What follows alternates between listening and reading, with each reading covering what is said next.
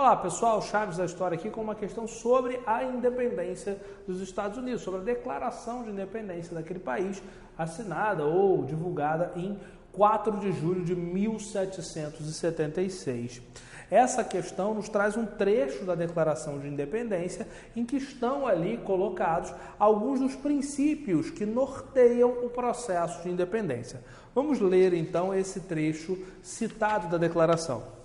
Consideramos essas verdades como evidentes por si mesmas, que todos os homens são criados iguais, dotados pelo Criador de certos direitos inalienáveis, ou seja, que não podem ser alienados, vendidos, trocados, dados. Que entre esses direitos estão a vida, a liberdade e a procura de felicidade. Que a fim de assegurar esses direitos, os governos são instituídos entre os homens, derivando seus justos poderes, os do governo, do consentimento daqueles que são governados.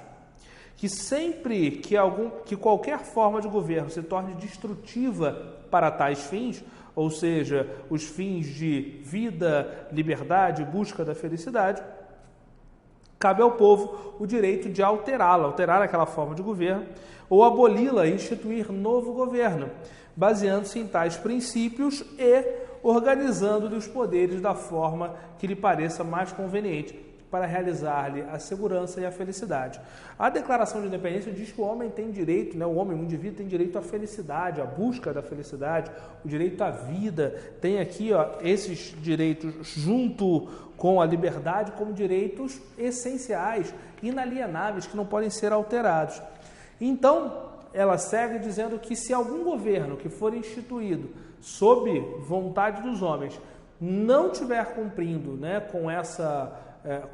com esses direitos, com a busca, ou com a consecução, ou com a garantia desses direitos, ele deve ser substituído. Isso está ali expresso na ideia do John Locke do direito à revolta, ou direito à rebelião, de que um governo, caso não esteja promovendo o bem-estar daquela sociedade, deve ser destituído, é legitimamente possível destituí-lo.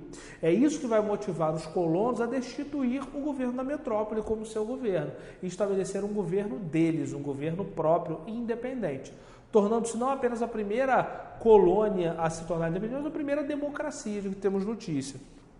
Diz a questão: a Declaração de Independência dos Estados Unidos, proclamada em 4 de julho de 1776, exprimiu os valores do iluminismo. Sim, os valores de direitos inalienáveis do homem.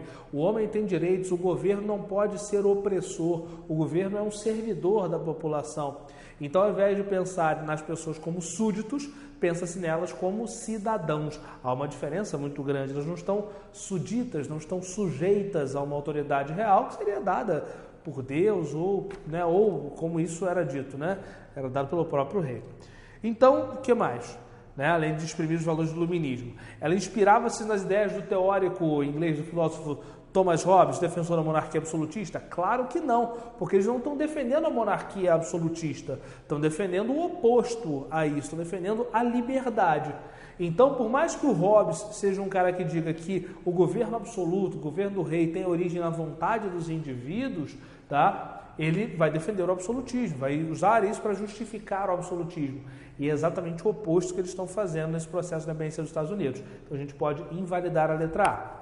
Na letra B, disse o seguinte: resultou na construção de um país integrado em termos sociais e econômicos, econômicos e raciais, Então aqui não é socialmente, econômicos e socialmente. Então a gente pode aqui mudar, Então, econômica e racialmente. Isso está claro? Claro que não, porque você vai ter um sul agrário, exportador, atrasado e escravista no pós-abolição. Lembra que a escravidão foi abolida 100 anos depois, quase, do processo que leva à Guerra Civil e depois dela, com a 13ª emenda. Então não tem igualdade racial, não tem integração racial, também não tem integração econômica. O norte é industrializado, voltado para o mercado interno, o sul voltado para o mercado externo, com a ideia de livre cambismo e submissão. Então não tem país integrado coisa nenhuma, são ilhas ali ainda.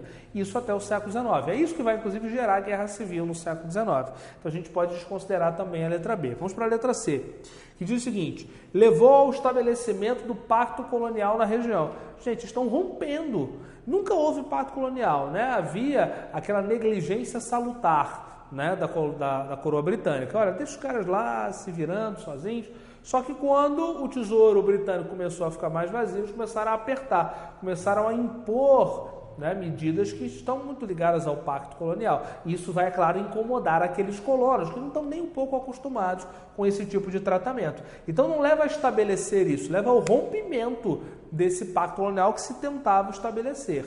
Só restou a letra D, deve ser ela mesma a resposta. Ela diz o seguinte: inspirou-se no direito de rebelião de John Locke, rompendo com o domínio inglês. É exatamente isso que acontece, é isso que o próprio trecho, né, menciona quando fala da possibilidade de se revoltar contra um governo que não promove a felicidade. Está aqui, na letra D, beleza? Ela é então o nosso gabarito. Te vejo na próxima, até lá!